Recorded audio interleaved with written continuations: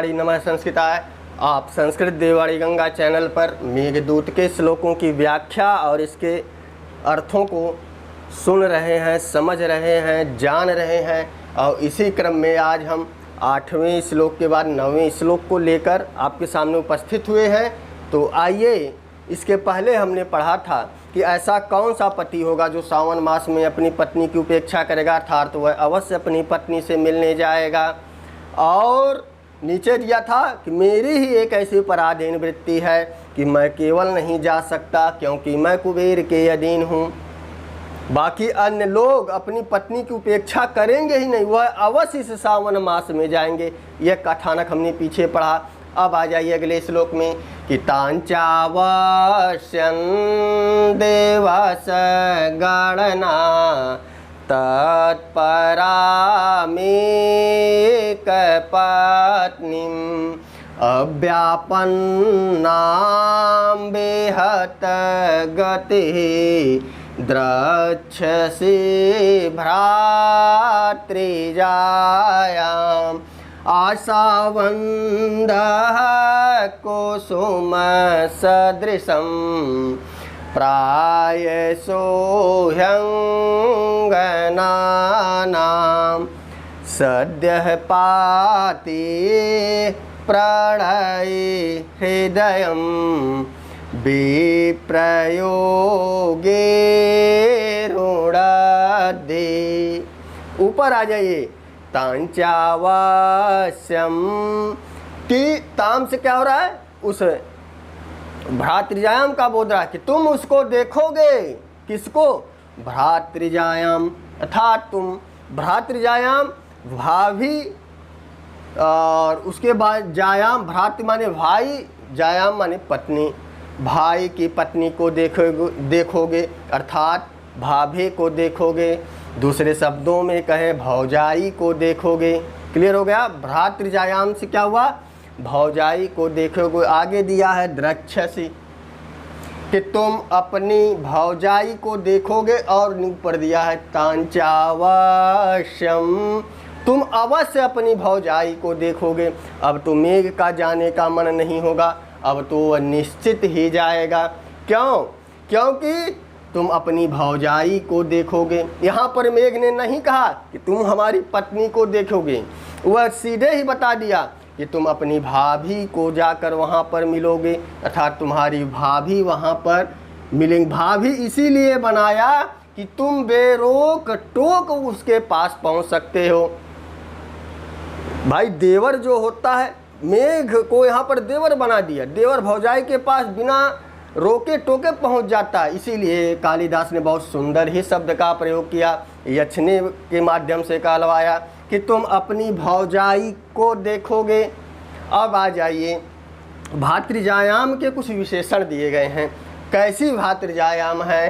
तो दिवस गणना 10 दिवस गणना तत्पराम एक पत्नी और अव्यापन्नाम, यह भातृजायाम के क्या हैं? विशेषण हैं। कि कैसी भातृजायाम है? दिवस गणनाम, अर्थात वह हमारी पत्नी दिनों की गणना करती होगी कि 8 महीने बीत गए, 9 महीने बीत गए, 8.5 महीने बीत गए, कुछ ये दिन बाकी हैं। ऐसी दिवस गणना करती हुई तत्पराम एक पत्नी, हमारी जो एक पत्नी कहने का तात्पर्य यक्ष का प्रयोजन यही था कि हमारी एक ही पत्नी है, अर्थात तुम्हारी पत्नी पतिव्रता है। हमारी पत्नी क्या है? पतिव्रता है। जिस पत्नी का एक पति हो वह पतिव्रता कहलाती है।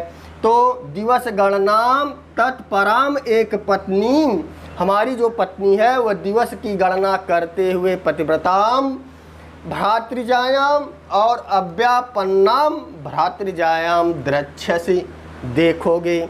अव्यापन्नाम, व्यापन्ना माने होता है मर गई या मृत हो गई, अव्यापन्ना माने जो अभी नहीं मरी है। तो यहाँ पर यक्ष बता रहा कि हे मेघ, तुम क्या करोगे? हमारी पत्नी को देखोगे, और वह पत्नी कैसी होगी, अर्थात तुम अपने भाभी को देखोगे, वह भाभी कैसी होगी? तो बताया कि कि वह दिवस की गणना करते हुए उस पतिव्रता पत्नी को भाभी को देखोगे। और वह भाभी का एक विशेषण और दिया गया, अव्यापन्नाम, कि तुम जो है वह जो हमारी भाभी होगी अभी मरी नहीं है, अभी वह जीवित होगी। क्यों? तो नीचे की लाइन में वो बताया जाएगा। तो नीचे दिया है, और अविहत गति, यह मेघ का विशेषण है। अविहत गति, भाई आकाश मार्ग में कोई बाधा ही नहीं हो, जिसके मार्ग में कोई बाधा ना हो, जिसकी गति में कोई बाधा ना पहुँचे, वह अविहत गति है। तो मेघ के मार्ग में, आकाश मार्ग में कोई भी बाधा नहीं होगी। अविहत गति कहने का प्रयोजन है कि आपके मार्ग में कोई बाधा नहीं होगी, तुम जल्द से जल्द हमारी प्रियतमा के पास पहुंच जाओगे, हम अपनी भाभी के पास पहुंच जाओगे। जैसे ही तुम भाभी के पास पहुंचोगे, यक्ष पूरा आश्वस्त था कि तांचावश्यम, तुम उसे अवश्य देखोगे, क्योंकि उस यक्ष को विश्वास है अपने अंदर कि हमारी पत्नी अभी जीवित होगी, हमारी पत्नी अभी जीवित हो। यही विश्वास है। यदि यही विश्वास यदि आपके अंदर हो जाए कि हमें इस बार इस परीक्षा में जो होने वाला है निकालना है, सफल होना है, यदि ऐसा यक्ष की तरह विश्वास हो जाएगा, आप अवश्य सफल हो जाएंगे। क्योंकि हम अंदर से अगर विश्वास नहीं रहेगा तो हम लाख पढ़ लें, लाख ज्ञाता हो जाए, लाख विद्वान हो जाए, सब कुछ आ जाए, लेकिन विश्वास नहीं है तो कभी सफल नहीं हो सकते। ये जीवन का बहुत बड़ा मूल मंत्र है। आपके अंदर विश्वास होना चाहिए कि नहीं, मैं कर सकता हूँ। तो आ जाइए, तांचावश्यम देवस गणना तत्परामेक पत्नीम, अर्थात तुम अपनी भाभी को देखोगे, और वह भाभी कैसी दिखेंगी कि वह दिनों की गणना करते हुए उस पतिव्रता भाभी को देखोगे, और वह भाभी अब अव्यापन्ना है, अर्थात वह अभी मरी नहीं है। और मेघ को बताया कि तुम्हारी अविहत गति है, तुम जल्दी से जल्द उनके पास पहुंच जाओगे। अब यहाँ पर हुआ कि आखिर उस यक्ष को विश्वास कैसे हुआ कि हमारी पत्नी अभी तक जिंदा है। नीचे की लाइन में, आज नीचे की लाइन में बताया गया कि हमारी पत्नी अभी तक कैसे जिंदा है। भाई मेघ ने पूछा, कैसे तुम विश्वास के साथ कह सकते हो कि तुम्हारी भाभी अभी, तुम्हारी पत्नी या मेरी भाभी अभी जिंदा होंगी? मेघ ने पूछा होगा। तुम तो बड़े विश्वास के साथ कह रहे हो, तांचावश्यम द्रक्ष्यसि, तुम अवश्य देखोगे, किस आधार पे कह रहे हो? तो तीसरे लाइन में आ जाइए कि आशावंदः कुसुम सदृशम, ये आशा का बंधन है। जिस दिन आशा छूट गई, सारा जीवन नष्ट हो जाएगा। यदि आपके जीवन जीने की आशा छूट गई, या आप जीवन में कुछ कर नहीं पाओगे, ऐसी आशा छूट गई, उस दिन दिमाग आपका डिस्टर्ब हो जाएगा। तो कहने का तात्पर्य यही है कि एक आशा का बंधन है, क्योंकि उसकी पत्नी जानती थी कि हमारे पति को 1 वर्ष का शाप मिला है, वह 1 वर्ष तक इंतजार करेगी। इसीलिए उसमें यक्ष ने क्या कहा कि आशावंदः कुसुम सदृशम प्रायसोऽह्यङ्गनानां सद्यः पाते प्रलये हृदयं विप्रयोगे रुणद्धे। अंगना नाम अर्थात सुंदर स्त्रियों, अर्थात अंगना नाम, अंगना नाम का अर्थ यही होता है सुंदर स्त्री। तो अंगना का अर्थ है कि स्त्रियाँ, सीधे सीधे अर्थ ले लीजिए कि जो वहाँ की स्त्रियाँ जीवित इसीलिए रहेंगी कि जो प्रणय माने उनका प्रेमी हृदय है, जो उनके हृदय में, और हृदय कैसा है? प्रेमी हृदय है, क्योंकि यहाँ पर प्रेम का ही तो वर्णन चल रहा है। प्रेम के कारण ही तो उस यक्ष के हाथ से कंगन गिर गए। और उसकी पत्नी क्या है कि वह दिवस की गणना कर रही है, हमारे ए जी आएंगे, हमारे ओ आएंगे, हमारे पति आएंगे, हमारे पप्पू के पापा आएंगे, यही तो गणना कर रही है। 10 दिन बीत गए, 1 सप्ताह में आएंगे, 4 महीने में आएंगे, बारिश होने वाली है, वहाँ से चल दिए होंगे, आधे बारिश तक हमारे घर तक आ जाएंगे। ऐसी ही तो गणना कर रही होंगी पत्नियाँ। पता नहीं उस ज़माने में कैसे करती होंगी। और आगे लिखा रहेगा कि वो फूल को इधर उधर करके गिनती है। उत्तर मेघ में आप पढ़ेंगे आगे चलकर। तो यह कहने का तात्पर्य यही था कि जो स्त्रियां हैं, जो अंगनाएं हैं, उनका हृदय विप्रयोगे रुणद्धि रोके रखता है, उनके हृदय को टूटने से बचाए रखता है।